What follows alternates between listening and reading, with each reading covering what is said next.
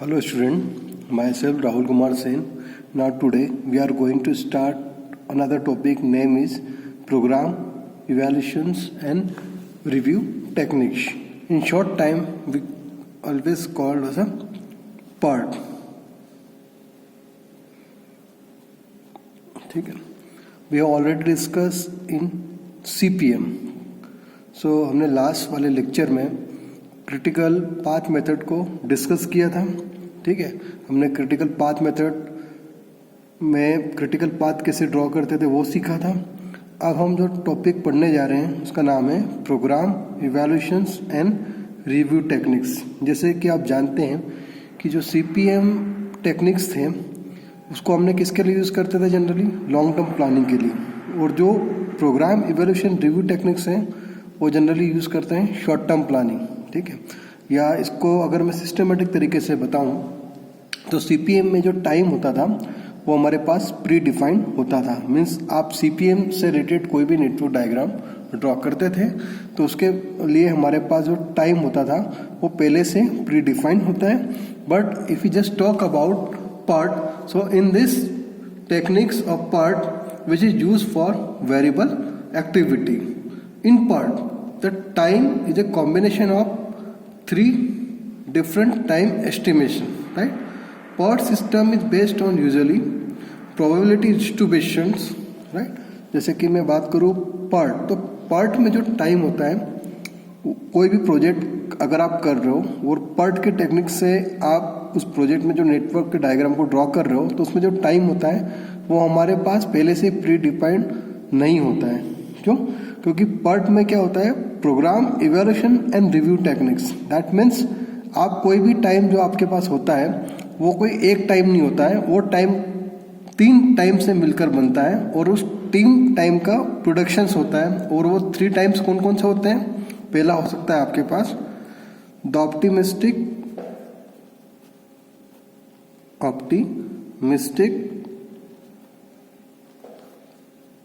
Time, जिसको हम represent करते हैं T0 से. दूसरा टाइम होता है हमारे पास वो होता है तो पिज़मेटिक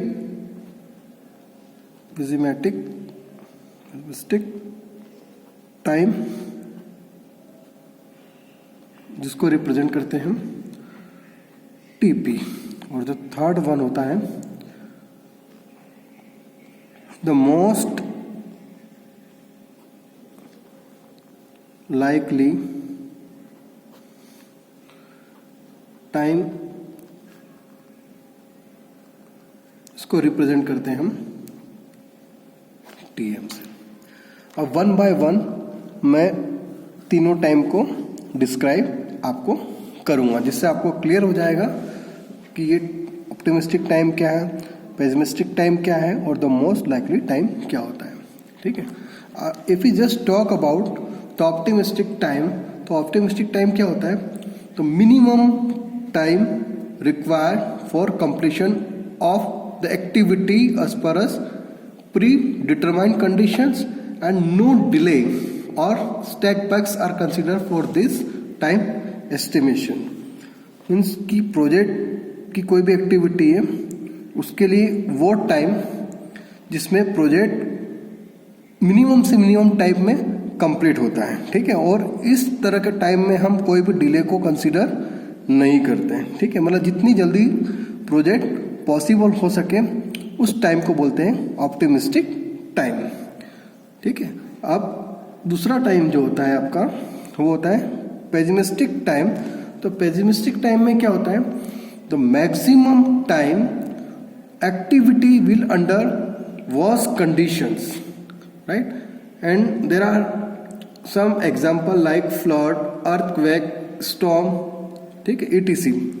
अब इसमें क्या होता है कि ये मैक्सिमम से मैक्सिमम टाइम हो सकता है जिसमें प्रोजेक्ट कुछ कंडीशंस के कारण कंप्लीट होता है. मीन्स इसमें प्रोजेक्ट क्या होता है आपका डिले हो जाता है. ठीक है, तो आप जैसे कि कोई भी आप प्रोजेक्ट कर रहे हो, आप प्रोजेक्ट करने के बाद क्या होता है कि आप उस ड्यूरेशन में कोई वो बारिश हो गई, तो बारिश के कारण आपके जो प्रोजेक्ट का जो कंप्लीशन टाइम है उसमें डिले हो जाता है। तो ये बोल सकते हैं कि वर्स्ट कंडीशन में जहाँ पर प्रोजेक्ट का कंप्लीशन टाइम है उसको बोलते हैं पेसिमिस्टिक टाइम, तो उसको भी हम कंसीडर करते हैं। और तीसरा the most likely time, the most likely time, the time an activity will take if execute under normal condition. अब इसमें मीन्स ये होता है कि प्रोजेक्ट का वो टाइम जिसमें नॉर्मल कंडीशन में प्रोजेक्ट आपका कंप्लीट होता है, ठीक है, जिसमें मतलब हमको पता है कि पहले से कि भाई इतने टाइम में तो ये कंप्लीट हो ही जाएगा। सो जब भी हम प्रोग्राम इवोल्यूशन रिव्यू टेक्निक की बात करें तो उसमें जो टाइम एस्टिमेशन होता है वो क्या होता है, प्रोबेबिलिस्टिक होता है, और वही टाइम इन 3 टाइमों का कहीं ना कहीं कॉम्बिनेशंस होता है। तो उस टेक्निक्स को बोलते हैं PERT। अब there are some important terms in PERT analysis, तो मैं उसको भी स्टडी करता हूँ। इम्पॉर्टेंट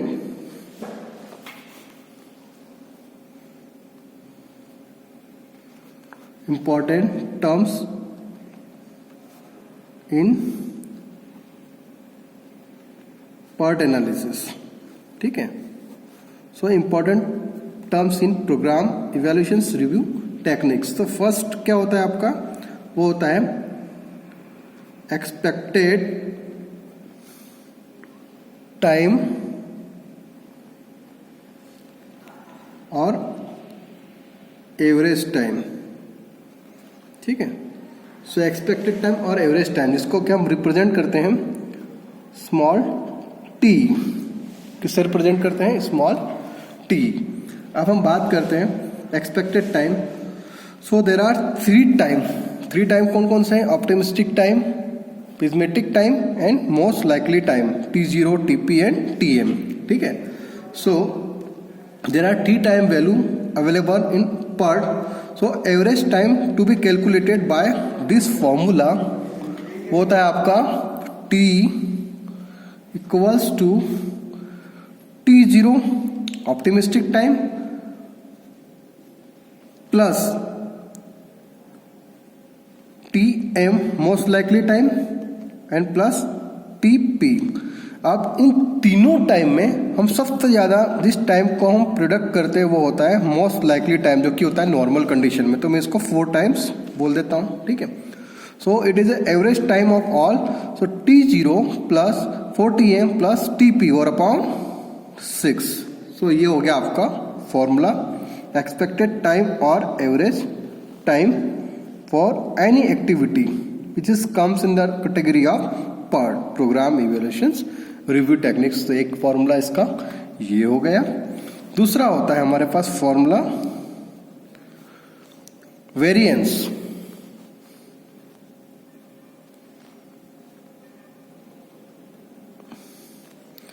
सो वेरिएंस को रिप्रेजेंट करते हैं हम कैपिटल V। तो वेरिएंस क्या होता है, variance is always calculated by formula of V equals to TP minus T0 और अपॉन 6 का होल स्क्वायर। तो with this formula we can calculate variance of each activity, ठीक है। वेरिएंस मीन्स TP होता है आपका, अब देखिए TP और T0। TP का मतलब होता है आपका पेसिमिस्टिक टाइम, जो कि सबसे ज़्यादा टाइम लेता है किसी भी प्रोजेक्ट को कंप्लीट होने में, वो प्रोबेबिलिटी, और T0 जो कि ऑप्टिमिस्टिक टाइम, जिसमें प्रोजेक्ट जल्दी से जल्दी कंप्लीट हो सके। तो उन दोनों के बीच का वेरिएशंस TP माइनस T0 और अपॉन 6 इसका स्क्वायर। सो ये फॉर्मूला होता है आपका वेरिएंस, ठीक है। सो इससे हम वेरिएंस फाइंड कर सकते हैं, कैलकुलेट कर सकते हैं किसी भी एक्टिविटी के लिए। अब तीसरा होता है हमारे पास, वो होता है हमारे पास standard deviations. Standard deviations. So standard deviations क्या होता है, इसकी अगर डेफिनेशन बोलें तो ये होता है it is square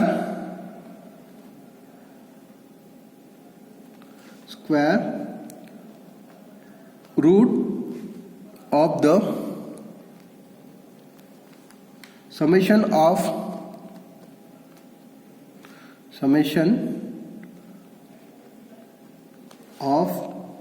activity variance. जब भी हम किसी पर्टिकुलर एक्टिविटी के लिए वेरिएशन निकालेंगे, उसके बाद it is square root of summation of activity variance. ठीक है, तो उस बेस पर हम स्टैंडर्ड डेविएशंस को फाइंड कर सकते हैं। ठीक है, जब ये क्वेश्चन में पूछा जाए स्टैंडर्ड डेविएशंस, तो इस डेफिनेशंस के अकॉर्डिंग हम स्टैंडर्ड वेरिएंस भी इसका, स्टैंडर्ड डेविएशन भी इसका निकाल सकते हैं। ठीक है, और लास्ट फॉर्मूला है जो कि सबसे इंपॉर्टेंट होता है आपके पर्ट का, वो है आपका प्रोबेबिलिटी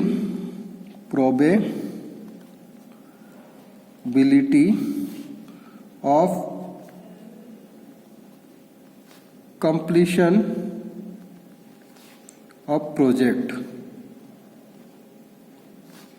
जिसको आप रिप्रेजेंट करते हो स्मॉल जेड से। तो probability of completion of project क्या होता है? It is calculated in order to estimate that how many percentage are the chances of completion of the project in certain time.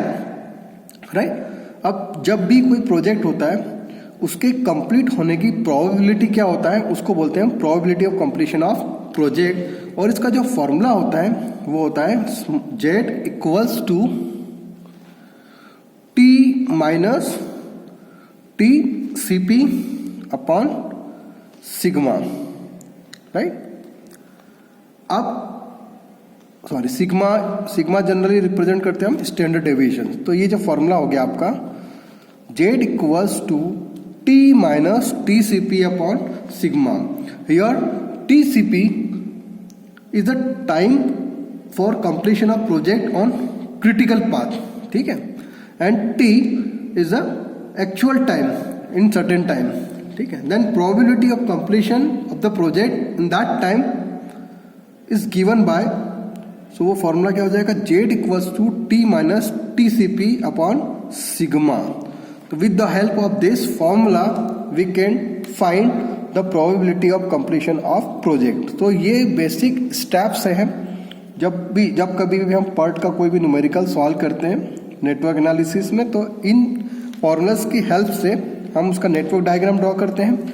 Network diagram draw करने के बाद फिर हम उसका एक्सपेक्टेड टाइम निकालते हैं। एक्सपेक्टेड टाइम निकालने के लिए हमारे पास होते हैं 3 तरह के times, optimistic time, pessimistic time, most likely time. उसका एवरेज निकालते हैं। निकालने के बाद फिर वही टाइम जैसे हम सीपीएम में टाइम का यूज करते थे और नेटवर्क डायग्राम बनाते थे और उसके बाद में क्रिटिकल पाथ मेथड निकालते हैं, उसी तरह हम एक्सपेक्टेड टाइम की हेल्प से क्रिटिकल पाथ निकालते हैं। Critical path means critical activity से मिलकर क्रिटिकल पाथ बनता है। उसके बाद उसका टाइम निकालते हैं। टाइम निकालने के बाद फिर हम हर एक ये स्टेप्स जो फॉर्मूला होता है इनको फॉलो करना होता है और लास्ट में हम प्रोबेबिलिटी निकाल लेते हैं कि प्रोजेक्ट की कंप्लीट होने का परसेंटेज कितना है। तो ये इस तरह का बेसिक प्रोसीजर है पार्ट के लिए। उम्मीद करता हूँ कि आपको ये लेक्चर समझ में आ गया हो।